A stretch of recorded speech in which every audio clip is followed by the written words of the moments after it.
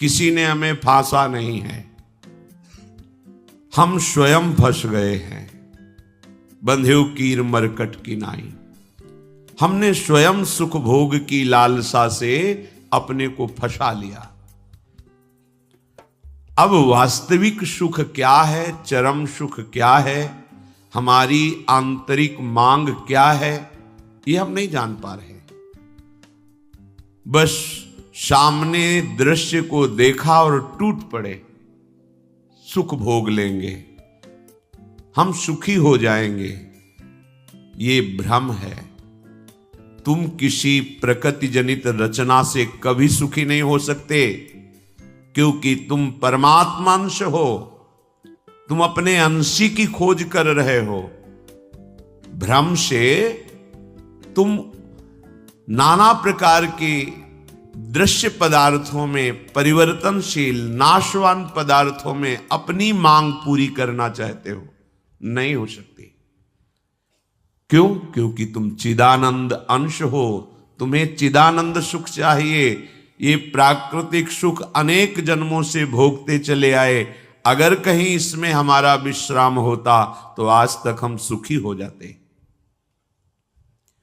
भगवत कृपा से संत समागम प्राप्त होता है, पर कैसी मलिनता बुद्धि की है कि संत समागम में जाकर के हम यही जानना चाहते हैं कि वो उपाय बताओ जिससे हमें मांगे हुए भोग प्राप्त हों। भोग भोगने वाला शरीर जो निश्चित नष्ट हो जाएगा, वो नष्ट ना होने पावे। संसार में माना हुआ सुख हमें भरपूर प्राप्त हो। भ्रम मत रखना। अगर संतों की इसमें आस्था होती तो संत काहे को ही बनते। जिनमें उनकी आस्था नहीं है वो तुम्हें कैसे दे सकते हैं। एक अंधा कुएं में गिरने जा रहा हो तो कोई नेत्र वाला उसको कैसे ढकेल सकता है, कैसे जाने दे सकता है। ऐसे ही हम ज्ञान नेत्रों से अंधे हैं, इसलिए हम इस भवकूप में नाना प्रकार के सुख की लालसा से कूदने जा रहे हैं या कूद चुके हैं। संतों का समागम बचाने के लिए होता है, फंसाने के लिए नहीं होता। लोग पूछते हैं कि संतों का क्या चमत्कार है, दिखाओ अपना चमत्कार। संतों का वास्तविक जो भगवत प्रेमी महात्मा है, उनका स्वाभाविक चमत्कार प्रकट होता है। उनके दर्शन से, उनके संभाषण से, उनके सानिध्य से विकारों का नाश और भगवत चरणारविंद की प्रीति, विषयी मन का निर्मल हो जाना, भोगों की तरफ आकर्षित चित्त वृत्ति का भगवदाकार हो जाना, ये संतों का चमत्कार है। तुम्हारा कोई रोग ठीक हो जाए, कोई भोग मिल जाए, कोई परिस्थिति सुधर जाए, इसे संतों का चमत्कार मत समझना। ये प्रारब्ध भोग सुख और दुख, पुण्य और पाप से प्रकट होते हैं, इसमें किसी का प्रभाव काम नहीं करेगा। अगर ऐसा होता तो संतों के शरीर में कभी कष्ट ही ना होता। भ्रम में मत फंसो। भ्रम में मत फंसो कि कोई संत तुम्हारे शरीर को अजर अमर बना देगा, तुम्हें भोगों की बाहुल्यता मिल जाएगी। व्यर्थ में भाग दौड़ बंद करो। हां, वास्तविक तुम यदि महासुख को चाहते हो और मृत्यु के भय से बचना चाहते हो तो एकमात्र रास्ता है, प्रभु श्री हरि के चरणों का आश्रय ले लो। हरि स्मृति सर्व विपद विमोक्षणम। भगवान का भजन, भगवान की स्मृति निश्चित तुम्हें समस्त दुखों से बचा लेगी। भगवान की शरणागति, समुझ जे आए शरण ते डरत ना काल डर। मृत्यु क्या चीज है? पर प्रभु के नाम जपने में रुचि नहीं, प्रभु की चरण दासता में भावना नहीं, तो तुम सोचते हो कुछ चंद रुपए और कुछ फल पुष्प आदि दे करके हम रोग रहित तो हो जाएं, शोक रहित तो हो जाएं। भूल मत करना।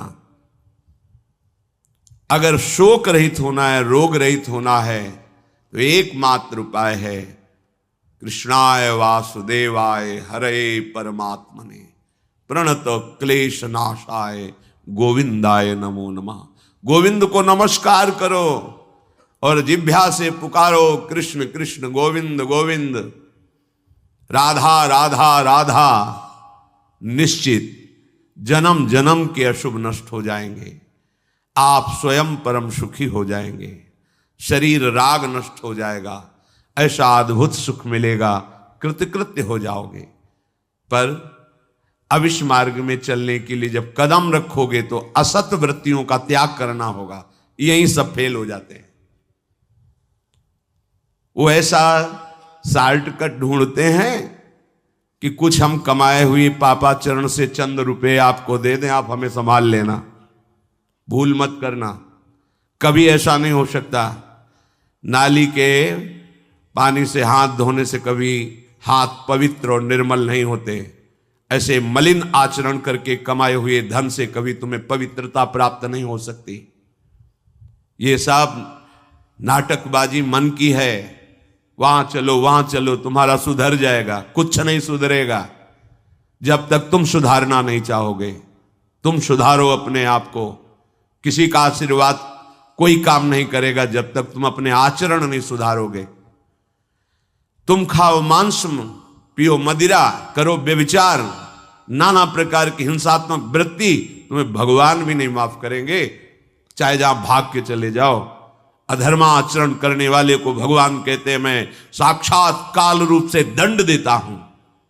शरणागत होकर नियम के अनुसार चलोगे तो भगवान तुम्हें दुलार करेंगे मां की तरह। ये सिद्धांत है।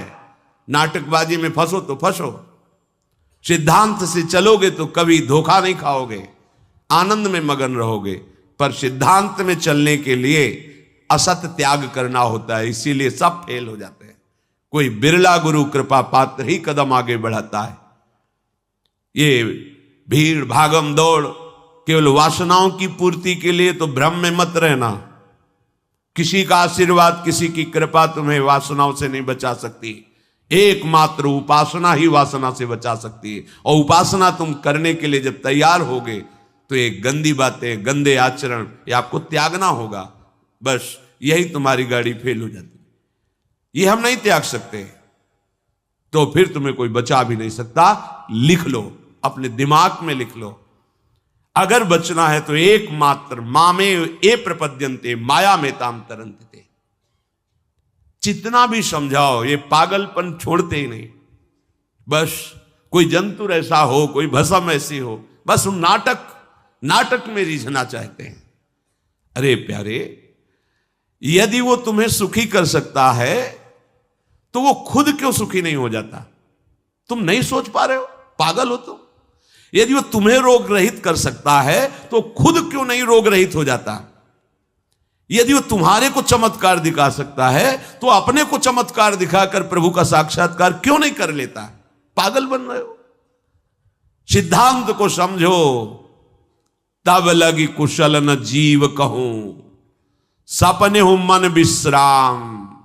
जब लग भजत न राम कहूं, शोक धाम तज काम। जब तक शोकों का खजाना एक कामनाएं, इन कामनाओं को प्रभु के चरणों में समर्पित करके भजन नहीं करोगे, स्वप्न में भी सुख नहीं मिलेगा। जागृत की बात जाने दो। जो चाहत है नित्य सुख, अरु मन को विश्राम। यही सब चाहते हैं। दुख का मुंह न देखना पड़े, मन हमारा प्रसन्न रहे, शांत रहे, कोई कामना हमें जलाए ना। हां, है मार्ग। हित ध्रुव हित सो भजत रहो, पल पल श्यामा श्याम श्यामा श्याम श्यामा श्याम। अब ये करना नहीं, तुम्हें भजन करना नहीं, पवित्रता से रहना नहीं, आचरण सुधारने नहीं, मनमानी आचरण करना है तो भगवान तुम्हारे हृदय में भी बैठे हैं, कुछ नहीं कर पा रहे। देख लो ना, सबके हृदय अछत विकारी, सकल जीव जग दीन दुखारी। सबके हृदय में अखंड आनंद परमात्मा विराजमान है, लेकिन सब दुखी हैं, सब क्लेशित हैं, अशांत हैं। क्यों? तहां बेदस कारण राखा, भजन प्रभाव संत श्रुति भाखा। भजन नहीं कर रहे हो इसलिए। भजन किए बिना कुछ नहीं हो सकता। मान लो हमारी बात, कहीं भागने की जरूरत नहीं। राधा राधा राधा सब ठीक कर देंगी लाडली जो, बड़ी करुणामयी है। यदि आप भजन नहीं करोगे तो वारी मथे घृत होए बरु सिकता ते बरु तेल, बिनु हरि भजन न भवतरी या सिद्धांत अपेल। इसे कोई काट नहीं सकता, अपेल सिद्धांत है। विनिश्चितम बदामि तेन अन्यथा वचांस में हरिम भजंती ये नरा भवसागर तरंती ते। पानी को मथ करके बड़ा चमत्कार कर लो, घी निकाल लो, हो सकता है। बालू को पेर करके तेल निकाल सकते हो सकता है। असंभव को तुम ये संभव कर सकते हो, पर भजन के बिना तुम दुख से निवृत्त नहीं हो सकते। गोस्वामी जी का ये अटल विश्वास, महापुरुषों का अटल विश्वास, शास्त्र का अटल आदेश, बिना भजन किए तुम्हारे अशुभ कर्म नष्ट नहीं होंगे, और अशुभ कर्म नष्ट हुए बिना तुम सुखी नहीं हो सकते। सिद्धांत से चलोगे तो सुखी हो जाओगे, नहीं भटकते घूमोगे, पूरा जीवन नास्तिकता और अश्रद्धा में उतर जाएगा। सिद्धांत से चलोगे तो कृतकृत्यता का अनुभव होने लगेगा, और नाच नाच कर कहोगे वाह संत समागम का क्या फल होता है, ये मैं पा गया। पायो जी पायो मैंने राम रतन धन पायो। मारा घूम रहा है जीव, कोई औषधि मिल जाए, कोई भस्म मिल जाए, कोई जंतुर बांध दे, कोई आशीर्वाद दे दे, अरे पागल हो। तुम्हारे कर्म ही तुम्हें दंड देंगे, तुम्हारे कर्म ही तुम्हें सुखी करेंगे। हां, हम कैसे अपने कर्मों को सुधारें, यह है संत समागम। आप अपने द्वारा अपना उद्धार कीजिए, कोई तुम्हारा उद्धार नहीं कर सकता। उद्धार की युक्तियां, उद्धार का मार्ग, उद्धार के सिद्धांत और सहयोग ये संतों से प्राप्त होता है। आशीर्वाद से उद्धार नहीं होता, आशीर्वाद से सुख दुख की निवृत्ति नहीं होती, वो ज्ञान से होती है। उसके लिए आपको भजन करना पड़ेगा, सत्य आचरण में चलना होगा, दुख को सहना होगा, सुख को दबाना होगा, उसमें अभिमान करके फूलना नहीं होगा। तब आप उस महासुख में पहुंचोगे जिसे चरम अवस्था का सुख कहते हैं। संत समागम दुर्लभ इसी बात के लिए है। इसका मतलब ये नहीं छू छा करके तुम्हारे दुखों का नाश हो जाएगा। भाग लो, पूरे ब्रह्मांड में जाओ, अगर कहीं सुखी हो जाना तो बताना हमें आके। समझना ही नहीं चाहते। भगवान कृपा करके बोल रहे हैं, औरों की तो बात क्या है, अब समझ लो। श्री भगवान कह रहे हैं इदम तुते गृहतमं प्रवक्ष्याम्यनसूयवे ज्ञानम विज्ञान सहितम यज्ञात्वा मोक्ष से अशुभात्। हे अर्जुन, ये मैं तुम्हें बहुत गुह्य बात कह रहा हूं। क्या होता है जब हृदय की बात कुछ कहने को आती है तो बार बार कहा जाता है कि आप अन्यथा मत सोचना, सत्य सत्य सत्य कह रहा हूं, ये बात तुम केवल समझ लीजिए। मतलब वो विवश होकर अपने हृदय की बात तुम्हें दे रहे हैं, जो छुपाए रखे जीवन भर वो तुम्हें दे रहे हैं, पर अनाधिकारी होने के कारण वो बात पकड़ नहीं पाते। संतों की बात में ही तुम्हारा कल्याण छुपा हुआ है। उनकी बात मान लो, फिर आप देख लो कैसे आपकी अध्यात्म उन्नति होती है। आप जो भी करेंगे वो अहम की धरा से होगा। अहम की धरा लोक लोकांतर तक ले जा सकती है, लेकिन जीवन मुक्त नहीं कर सकती। जीवन मुक्त होने के लिए अहम का विसर्जन चाहिए। वो होता है गुरु कृपा से, संतों के वचनों से। विश्वास कीजिए, बिना संत वचन गुरु वचन पर चले कोई जीवन मुक्त नहीं हो सकता। अगर जीवन मुक्त नहीं हुआ तो सब किया कराया माटी हो गया। चाहे ब्रह्म लोक जाओ चाहे स्वर्ग लोक जाओ, आना तो यही पड़ेगा लौट के। तो फिर क्या हुआ, एक विशाल स्वप्न सुखद समझ लो, जगे तो फिर वही मृत्युलोके विशंति। भगवान कह रहे मैं बहुत गुह्य बात बता रहा हूं, अत्यंत गोपनीय बात, गोपनीय जो अभी तक छुपाए रखा है हृदय में। ये जो ज्ञान सहित विज्ञानानंद घन का मैं तुम्हें वर्णन करूंगा, ये अनुसूयवे, दोष दृष्टि से जो रहित है वही समझ पाएगा। दोष दृष्टि से रहित, जब भगवान अवतार लेते हैं तो मनुष्य जैसी लीला करते हैं, यही सुख देने के लिए तो वो अवतरित हुए, अपनी महिमा से घटे हैं, उतरे हैं। अवतार का मतलब होता है अपनी महिमा से उतरना। भगवान की जो अनंत महिमा है उससे उतरते हैं, हम उनको देख पाएं, उनसे बात कर सके, उनके साथ खेल सके। वो ऐसे उतर कर हमारे समान लीला करते हैं। उनकी लीला को देख करके अगर किसी को दोष दृष्टि होती है तो बोले इस गुहितमम के सुनने का अधिकारी नहीं।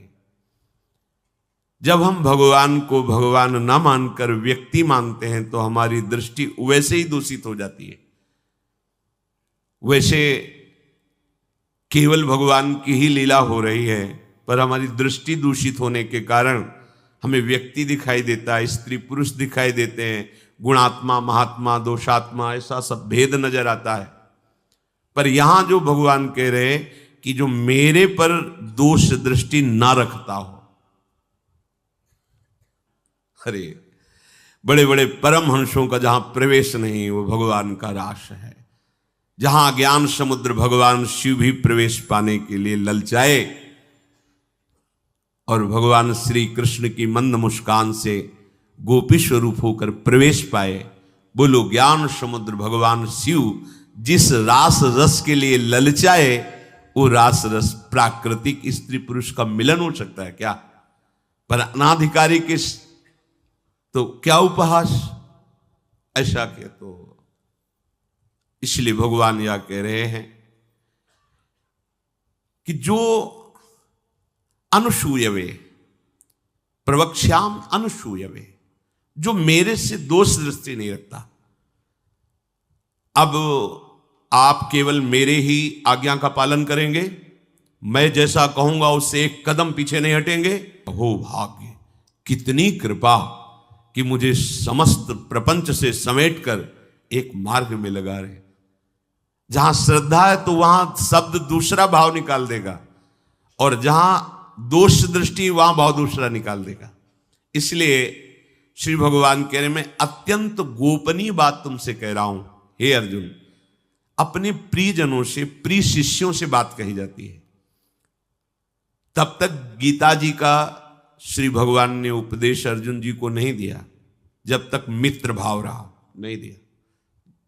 सारथी पद पे बैठे हैं, आज्ञा की दोनों के बीच में रथ, इधर सेना कौरवों की पांडवों के बीच में, भगवान बीच में खड़ा कर दिया। जब देखा मोह ग्रसित हुए, निवारण में असमर्थ पाया, तो भगवान की शरण में होकर के कार्पण्य दोषो भरत स्वभावा प्रछामि त्वाम धर्म सम्मूढ़ चेता। हे प्रभु, अब मेरे में सामर्थ्य नहीं रहेगी कि मैं निर्णय कर सकूं कि मेरे लिए श्रेय क्या है, परम कल्याण क्या है, ये आप जानते हैं। प्रभु कुछ नहीं बोले, तो बोले शिष्यस्ते हम साधिमाम त्वाम प्रपन्नम, मैं आपका शिष्यत्व स्वीकार करता हूं। हे जगत गुरु श्री कृष्ण उतरे साष्टांग दंडवत हुए और कहा, मैं आपका शिष्य हूं, और ऐसा शिष्य हूं जो पूरा समर्पण किए, प्रपन्नम, मन वचन कर्म से आपको समर्पित हो। तब गीता जी का प्रादुर्भाव भगवान के श्रीमुख से हुआ। जो प्रिय जन होते हैं, समर्पित जन होते हैं, उनको हृदय की बात बताई जाती है, क्योंकि वो उसमें दोष दृष्टि नहीं करेंगे।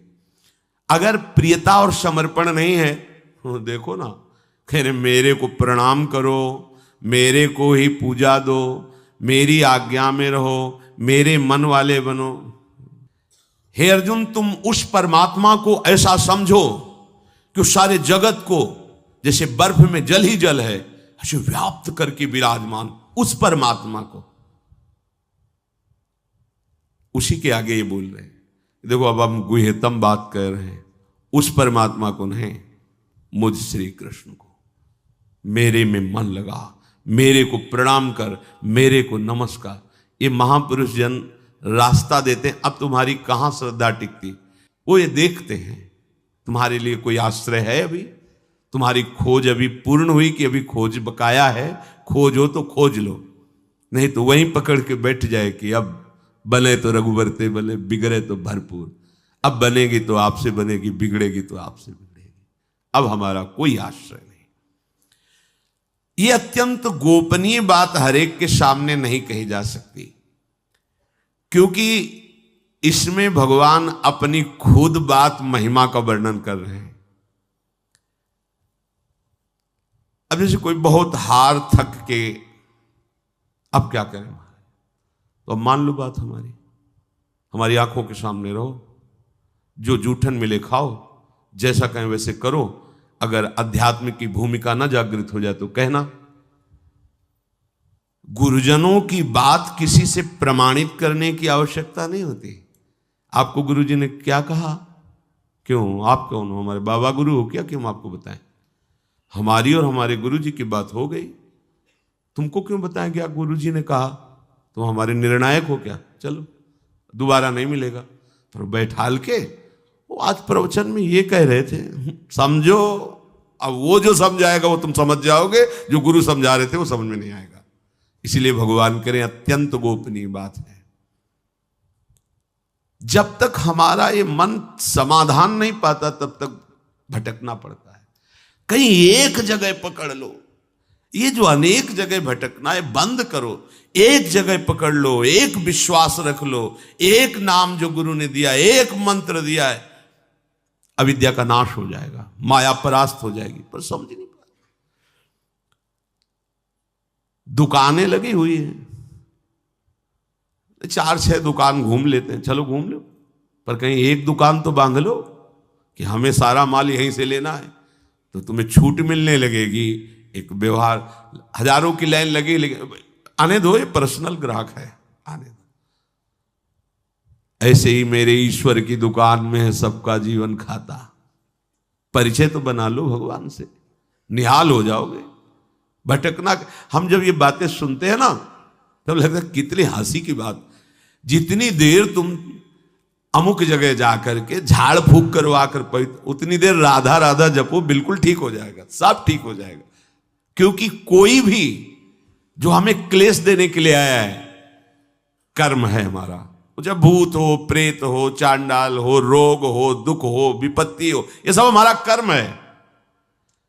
और उस अशुभ कर्म का नाश करने के लिए भगवान नाम जय घोष कर रहा है।